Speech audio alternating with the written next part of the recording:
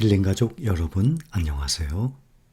이번 영상은 좋은 소비 습관이 성숙한 인생을 만든다 라는 제목으로 우리 힐링가족분들과 함께 생각을 공유를 해보겠습니다. 영국의 유명한 정치가 또 노벨 문학상까지 받았어요. 윈스턴 처칠. 거의 모든 분들이 알고 계실 겁니다. 정치하는 사람이 노벨 문학상까지 수상하기가 쉽지가 않은데 말이죠. 이 윈스턴 처칠이 이런 말을 했습니다. 희망이 없으면 절약도 없습니다. 우리가 절약하고 아끼는 이유는 무엇일까요? 바로 미래를 위해서입니다. 미래가 없다면 되는 대로 살아갈 것입니다. 미래의 건설을 위해서 한 푼이라도 절약을 해야 합니다. 절약하는 마음이라는 밭에 희망이 찾아옵니다. 절약과 희망은 연인 사이니까요 했습니다. 윈스턴 처칠이 이런 말을 했어요. 절약에 대해서 희망이 없으면 당연히 절약도 없죠. 절약을 하는 이유 바로 미래를 위해서입니다. 우리가 부지런히 일을 하고 절약해서 푼돈을 아끼는 사람은 나이에 상관없이 자신의 인생을 사랑하고 앞날을 착실히 준비하는 철이 든 사람일 가능성이 높습니다. 돈을 절약하며 인생이라는 단어가 주는 의미를 해석하는 능력을 키우기 때문입니다. 결혼 전에 단 한 푼도 모으지 못했던 사람이 결혼 후에 목돈을 모을 수 있게 되는 것, 이것도 이처럼 현실을 인식하면서 철이 들기 때문입니다. 그래서 푼돈을 절약하는 습관을 가르치는 것은 어른을 만드는 훌륭한 교육이 될 수 있습니다. 특히 자라나는 아이들에게 이런 교육은 경제 마인드를 키워줄 뿐만 아니라 성숙한 인간을 만드는 삶의 체험이 될 수 있습니다. 돈을 아끼고 모음으로써 아이들은 푼돈이 결코 하찮은 존재가 아니라 목돈의 바탕이 된다는 것을 배울 수 있고 단지 경제적인 의미에서뿐만 아니라 인생에서의 절제하는 방법도 배울 수 있기 때문입니다. 그래서 절약 생활을 하면 절제를 할 수 있는 능력이 점점 커지게 되는 것입니다. 말이 절약 생활이지 절약을 한다는 것이 처음에는 누구든지 결코 쉽지가 않습니다. 그러면서 절제하는 힘이 점점 커지게 되는 것입니다.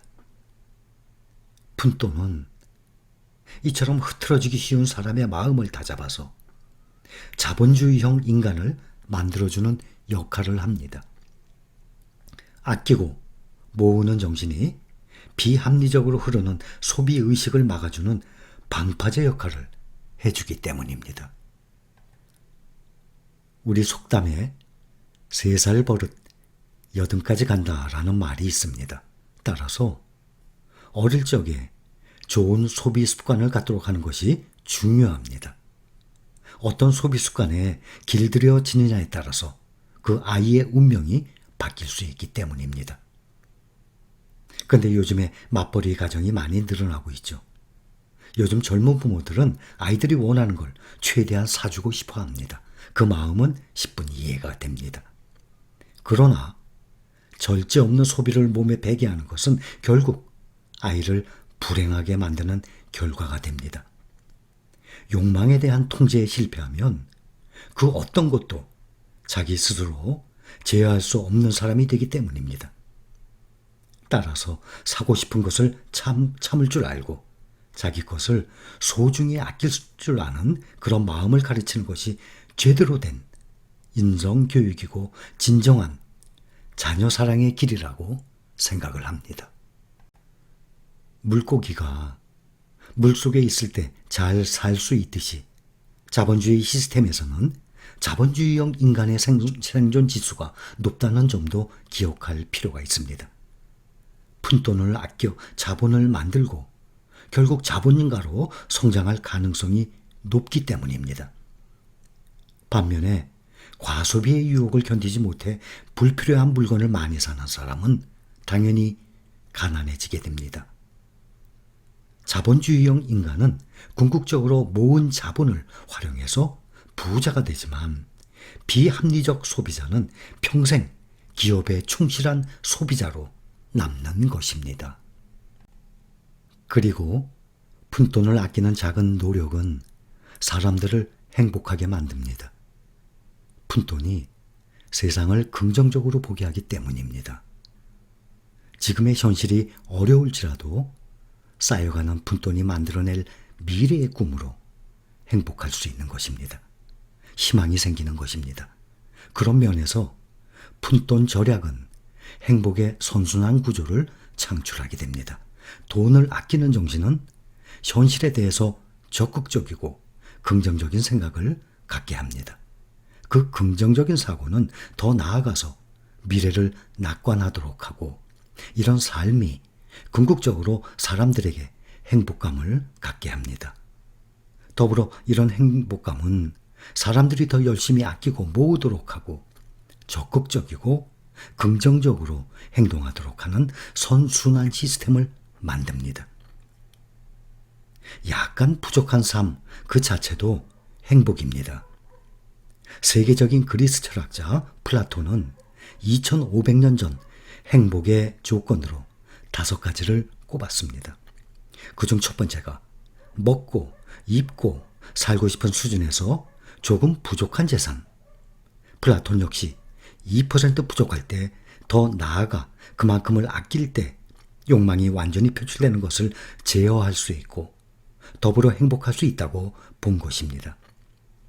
푼돈의 절약은 모으는 기쁨과 동시에 절제의 기쁨을 주는 일석이조의 효과가 있습니다. 그럼에도 불구하고 사람들은 약간 부족한 삶이 진정한 행복인 삶을 느끼지 못합니다. 물은 98도까지는 온전하게 유지되지만 100도가 되면 수증기가 돼서 하늘로 사라지고 맙니다. 마찬가지로 약간의 아쉬움을 채우기 위해서 나서다가 오히려 불행의 단초를 만들기도 합니다.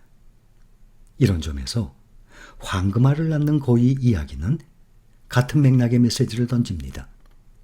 결국 약간의 아쉬움을 참는 노력이 진정한 행복을 가져오는 것입니다. 사람들은 많은 걸 가져야 행복하다고 생각하고 자신은 갖고 있는 게 너무 없어 불행하다고 불평합니다.